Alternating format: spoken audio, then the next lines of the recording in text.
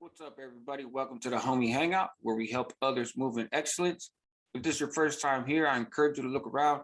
I spend a lot of time in the streets. I spend a lot of time in prison, and so that's reflected in the content. But for the better part of 16 years since I paroled from the SHU program, I've been working to help advance a culture of, healing and transformation and community up and down the state of California and all over the country. And so that's also reflected in the content.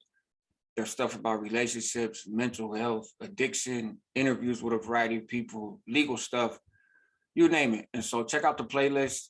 And if it's stuff that you're interested in, of course, I encourage you to subscribe, hit the little bell notification so you can see when I post new stuff, and we'll go from there. So today I'm going to talk about leadership. And it's actually the start of a series I'm going to do on life lessons I learned behind the wall that translate out here to the streets. And there's this idea by some that, people go to prison and just learn to become better criminals, or life in prison doesn't in any way prepare you for life in society. And there's some truth to those things, depending on how you do your time and what your mindset is, but it's not absolutely true. A lot of times we learn stuff in prison, particularly on some of the higher level yards, right? And particularly when you do a decent stretch at a time, you learn stuff beyond whatever trades or academic stuff you make it into that really do apply out here. And sometimes it just takes some creative thinking. And so today I'm just going to go over 5 leadership principles that I picked up in prison that also apply out here. And so the first one is learn what is true and focus on that. What I mean is, for example, the FBI, when they're training people to recognize counterfeit money, they don't actually look at all the different counterfeit monies that they've seized to see what the tricks are. They invest their time in studying real money, because if you know what real money looks like and you have an overall very clear understanding of that, then it really doesn't matter what new technology or what new tricks people making counterfeit bills come up with, you're going to spot it. You can't put your time on learning, trying to learn the latest schemes and trying to learn the different ways that people get around stuff. Just focus on how it's supposed to be. And so how does that work out here? For example, in the job site, most jobs, most, places that you work, there's a right way to do things, and then there's other ways to do things. And in particular, if you're kind of new, focus on the right way to do things. Don't be distracted by folks coming along, well, that's what it says, but here's another way. And from a leadership perspective, you definitely don't want to do that, because then it creates uncertainty in your team, and you're giving them permission to bend the rules or adjust the rules when they see fit, because that's what you're doing, right? And so you gotta be mindful of that. I'm thinking, for example, like in a construction site, if the framers are building walls, and yeah, you could fudge a 16th here and a little 16th there, and that doesn't seem like a lot. The wall still looks straight, and overall, you've done a good job in general. But when the sheetrock people come, that little 16th here and 16th there makes a hell of a difference, and their job is much harder. So if you're only worried about framers, then that's fine.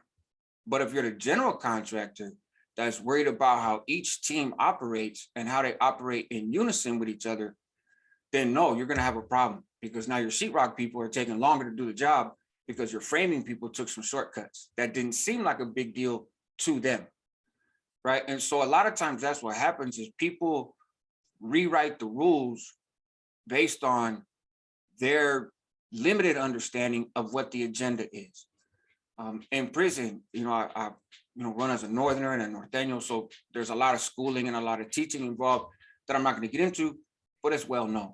And if you study that law and you study that, those formats and that walk, and you really have an understanding of it, then when people come along and misinterpret it for their own gain, or when they're just not, schooled very well, and they misrepresent what stuff says, or they try to, build a wall around themselves or misguide people for whatever reason, you will notice it, right? Even if you've never seen it before, you will notice it because you know what's real.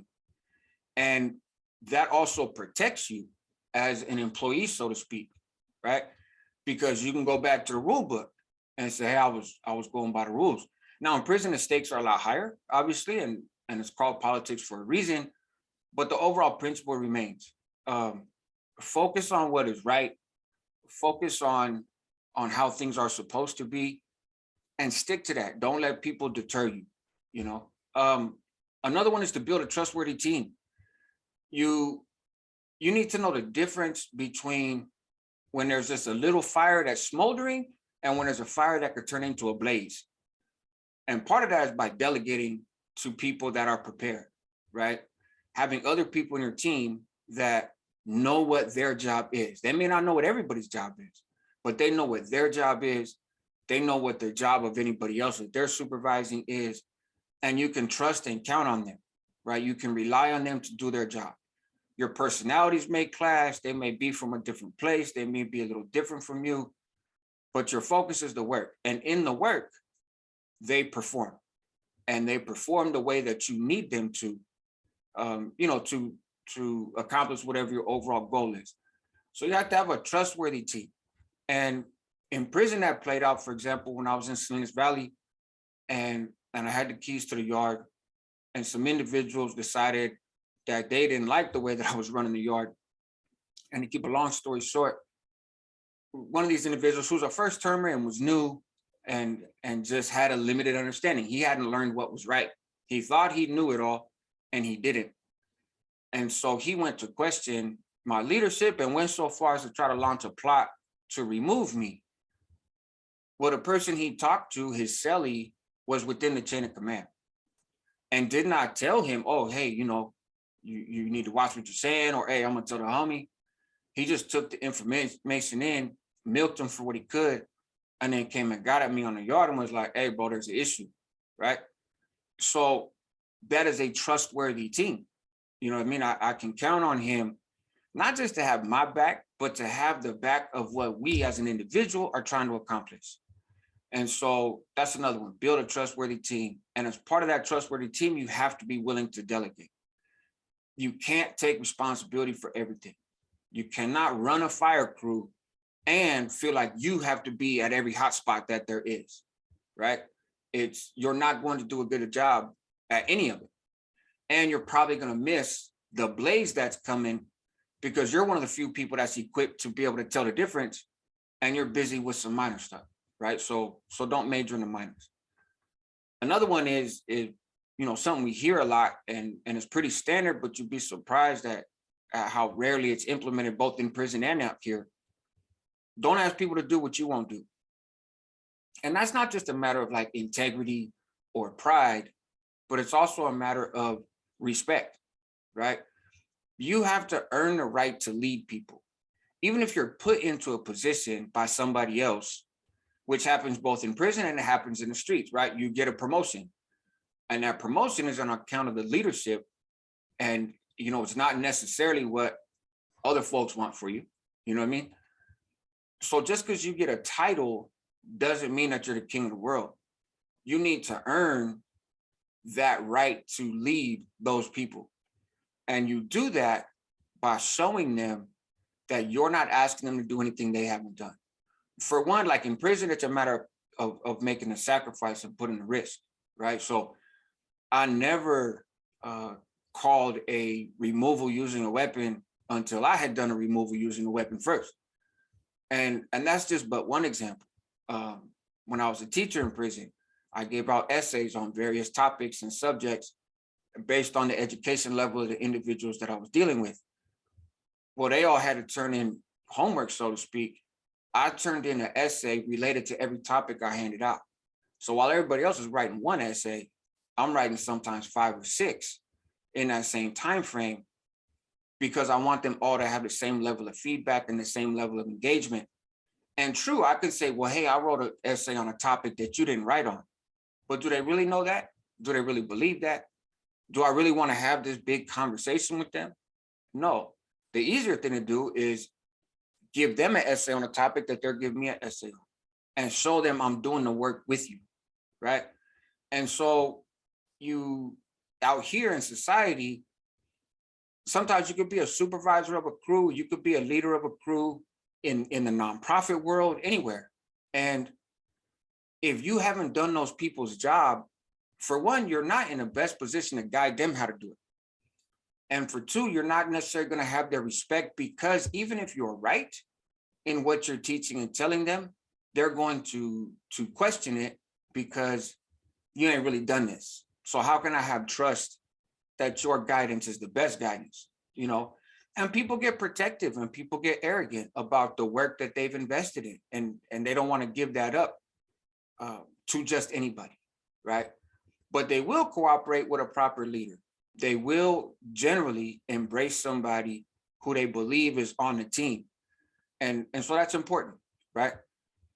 Another one, and I'm running through these quick, but you know, in the comments, man, if you've learned some lessons from being behind the wall that you want to share, whether it's in leadership or anything else, or just in life, you know, feel free, man, leave a comment. Let me know. I don't know everything.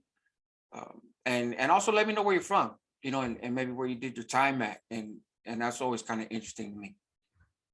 So another one, and this is, you know, in society, they all, you know, it's often said, I'd rather be feared than respected. I don't agree, right? I don't agree from the position of leadership. In the position of war, maybe, but not in the position of leadership. And leadership should not be executed like war is, right? The people that you're leading are not your enemy. They're not your opposition. They're not an obstacle. They're your team, obviously. Respect goes a lot further than fear. For one, there's going to be people that no matter what you do, they ain't afraid of you. And so if that's what you're counting on, then you can wind up poking a bear and unnecessarily creating a conflict because your leadership is based on fear and you don't feel like they're showing adequate fear. The other thing is there's a lot of factors that go into fear, right? So somebody might fear you, but they fear that life sentence more, right? So they tell.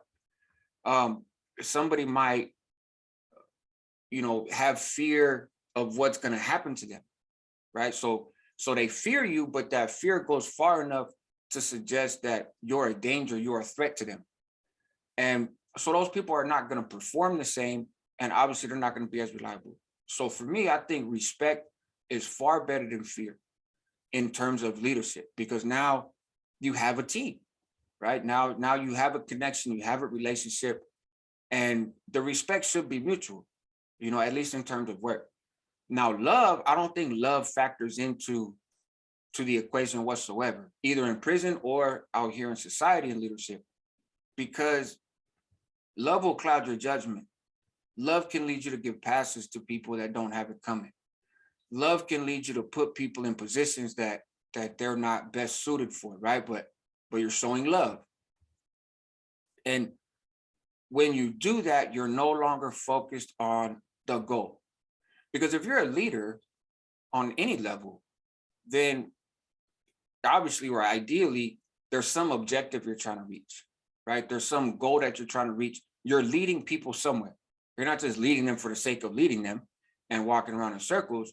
You're trying to take folks somewhere. And if you let love get in the way, that can be a counterbalance, right? That can offset your focus on the agenda, and people subscribe to the agenda. People subscribe to the cause. People tie on to the mission, whether it's a nonprofit with a mission statement, or it's, you know, in the trades and it's getting a job done, or it's in prison and it's running a crew, right? People sign on to the mission. You don't want people to sign on out of love, you know, because then if you have a falling out, they have no commitment to the movement. Therefore, everything's expendable, right? And they wind up locking it up and telling on everybody.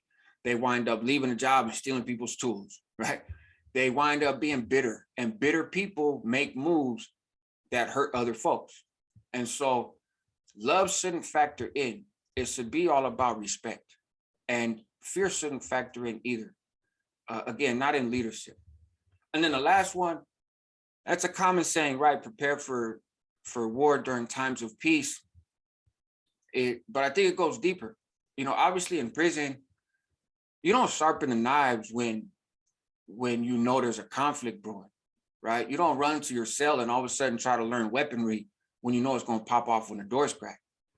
you're too late at that point. You sharpen knives, you get your soldiers ready, you participate in machina, a machine, or some kind of physical exercise and stamina.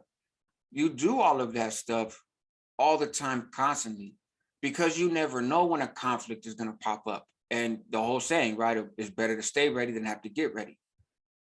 But that applies out here, both in leadership and in life. It's a new year and people have some economic goals. And so maybe things are looking good for you, right? You're working, you're getting some money, you're going to hit a rough spot. Everybody hits a rough spot. You don't know when that rough spot is going to hit, most likely. Few of us do, otherwise we would take steps to avoid it. But it's going to happen. So you're making some money, man, set some aside for that unexpected expense. Set some aside for when you wind up losing your job, or the employment rate drops, or whatever. When you're leading a crew and they're handling their business right out here, or I've ran a lot of nonprofits, I've ran a lot of programs, I've managed businesses out here and everything else, which again doesn't mean I know it all, but I have some experience using these tools. When things are going well, that's a time when you look and see, what else can we do? You don't let your foot off the gas, right? You want to reward people for doing a good job, but you don't want to let them slack. You don't want to let them get too comfortable. And so, hey, we're meeting our goals. Cool. We have a little extra time. Cool. Let's advance our training. Let's learn something new. Let's step into another arena. Let's see if we can sharpen this up. Let's see if we can make some more contacts, right? What can we do to keep the ball rolling and to set us up to be in a better position whenever the storm does come, right? So how do you sharpen your knives in preparation for the war? Because conflict is going to come. Rough times are going to come. You're going to get in a car accident. All of a sudden you're out of car. That's an unexpected expense. So you was doing good financially and now you're in the gutter. Prepare for that stuff. And so those are just, again, quick 5 lessons, right? Focus on the truth and focus on what's right. And you don't have to worry about being misled by what's wrong. Build a trustworthy team of equipped people that you can delegate responsibility to, that they're prepared to handle, and that you could trust them to do it.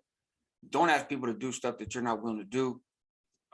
Respect is far better than fear. And keep love out of the workplace. Keep love out of business.